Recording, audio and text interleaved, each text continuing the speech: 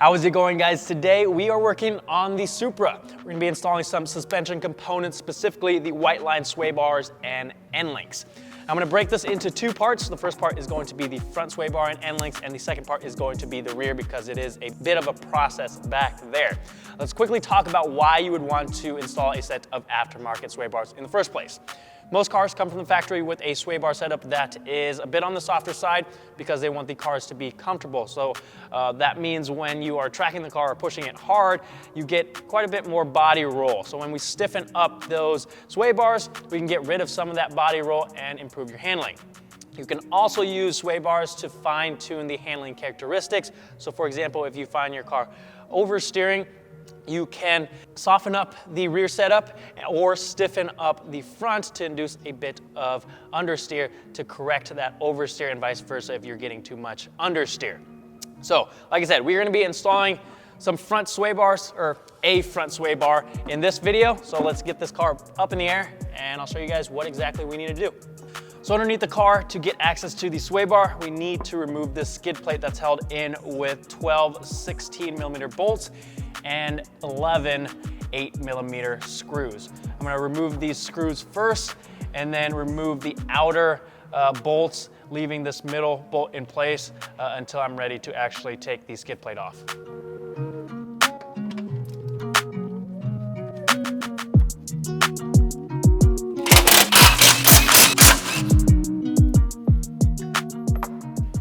So now that I have all of the bolts and screws removed besides this one in the middle, we kind of have to play around with all the other panels that are sort of connected to this skid plate so that we can eventually get this removed. I'm actually going to take this out. I don't think it's going to go anywhere.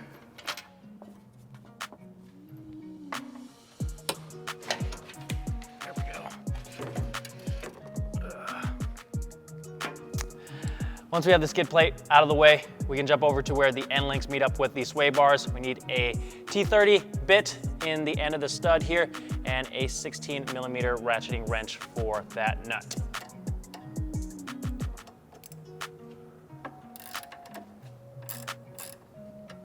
Now technically, because I'm replacing the end links as well, I didn't need to do this, but if you are just replacing the sway bar itself, you will need to do this.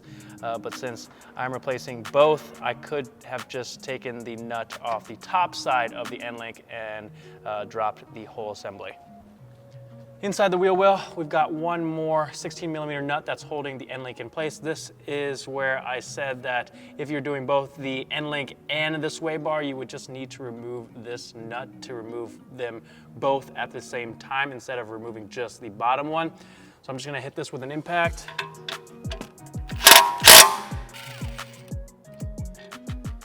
And that comes right out.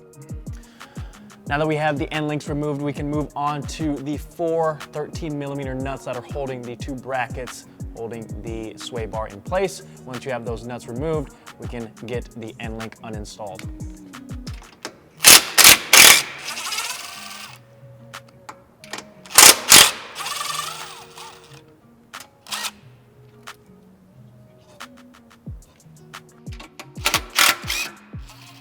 Make sure you've got a hold of the sway bar before you remove that last nut so it doesn't fall on you.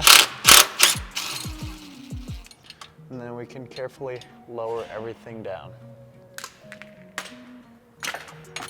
Before we install the new sway bar, a couple things we need to do. We need to install the included new rubber bushings and then transfer over those brackets.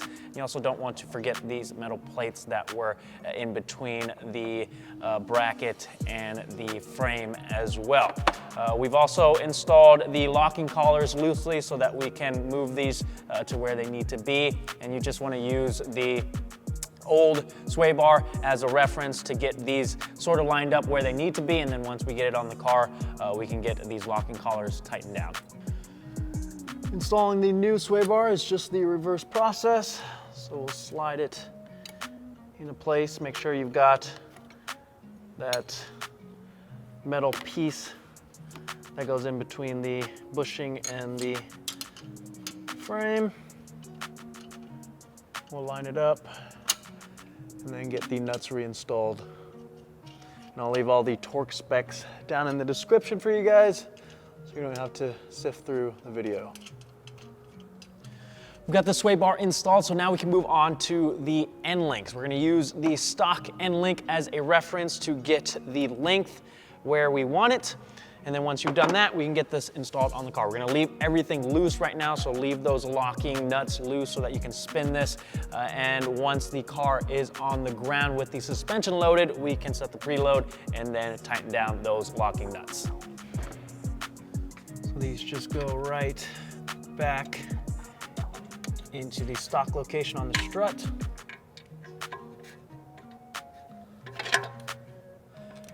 And what you're gonna need to do is get a 5mm Allen key on the stud and then use a pass-through wrench or a ratcheting wrench, 17mm, to tighten this nut down. The bottom is super easy. We'll just slide it into the sway bar. We're gonna go with the softer setting for now, and we can always adjust it later if needed.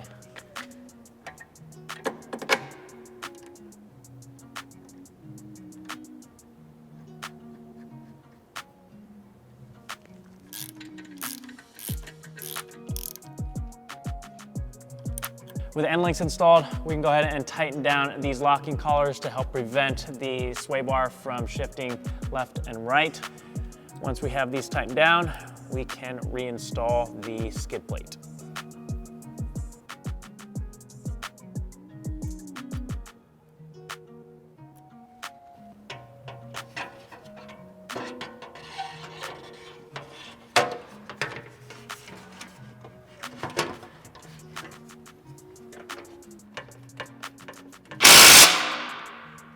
We've got the wheels back on the car, it's on the ground, so the suspension is loaded, so now we can set the preload of the sway bar. Now, there's not much room for me to show you exactly what I'm doing, but I'm gonna talk you guys through it.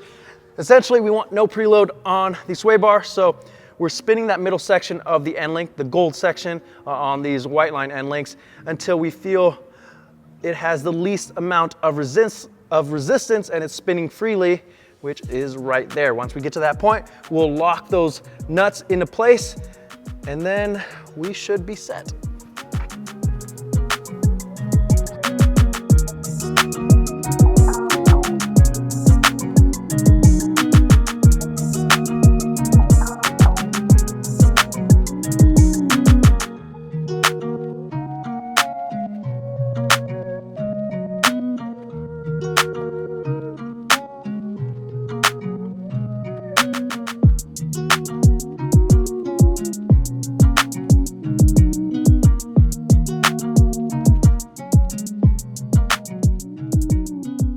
That pretty much wraps it up, guys. As you saw, this was an adjustable sway bar, so if we decided to stiffen things up, we would just move that end link mounting location to the hole that's closer, and that would stiffen up the sway bar. Now, if you guys are interested in doing this yourself, I will leave a link to the product and all of the torque specs down in the description. Let me know if you guys have any questions down below. I'm gonna get to work on the rear. Be on the lookout for that video, but thank you guys so much for watching, and I'll see you guys next time.